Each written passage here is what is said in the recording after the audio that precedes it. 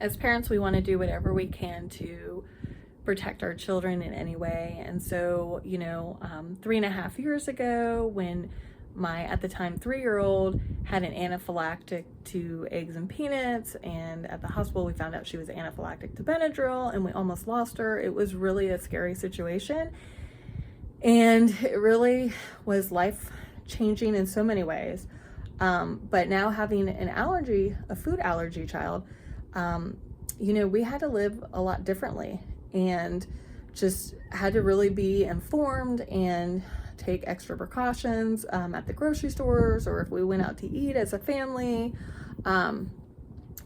So, anytime I leave her with anybody, which with me being a stay-at-home mom and homeschooling, really the only time I leave her is like at church or, Awana or VBS type thing. But I still have to inform the teacher, whoever they may be. She has a lot of the regular teachers, but sometimes they're out and we have a substitute. And I have to make sure that they're informed of her food allergy and signs to look for to see if she is having an allergic reaction of some sort. Even though I always bring her snacks and my child knows, only eat from those snacks. But the cool thing is EpiPens, every time you get them every year, you have to renew them. They do come with a trainer EpiPen, which I always keep in my purse. So I can always show someone how to properly disassemble it to where they can use it on the upper thigh in case of an emergency. So with that being said, my kids can probably tell you over 100 times they have heard this story of, that we almost lost her. And because people need to realize, like, this is serious, this is just life-threatening, and that it has to be taken serious. But what I wasn't expecting, I should say, was one of my other kids to start feeling fearful that they were going to be anaphylactic to food.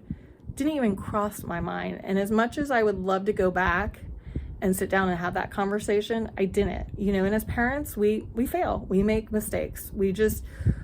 I think we were just so focused on what can we do to normalize our child's life and keep her safe at the same time, and still be able to educate people that we leave her with, not just for the security of, saving our child's life, but, it might help in the future with another child or even an adult. I mean, it's always important to know how to administer an EpiPen and signs to look for. And so just passing that knowledge and what we've learned over these years. And so it just broke my heart that these fears were stirring up inside my child, who doesn't have any food allergies. And I just sat her down and I'm like, first of all, that your dad and I would do anything for you. That's our job. Our job is to protect you and love you and do everything we possibly can to keep you safe and healthy. But I can't guarantee you that you're not going to have a food allergy, whether you get one now or as a teenager or as an adult. I can't guarantee that. But what I can guarantee you is, after everything that happened with your sister, we are informed, we have the knowledge, and we have the tools to save your life. And we didn't have that 3.5 years ago with your sister. We didn't know what to look for. We didn't have an EpiPen. This was just all of a sudden, And so I have a saying, like, all I can do is my best and God will do the rest. And we literally, all we did was our best 3.5 years ago, and God did the rest. He saved her. She is here. And that's all I can promise you is our best. But we are equipped now. And if anybody in our family has any type of allergy, we now know what to do and how to handle that situation where we didn't 3.5 years ago. And so I want to encourage you, if you do have an allergy child, whether you've had an allergy child for a while or whether this is just a whole new world for you, like it was for us 3.5 years ago, if you have older or younger siblings that are old enough to comprehend this, just take the time to explain to them, like, hey, is there anything that worries you with the allergies, or,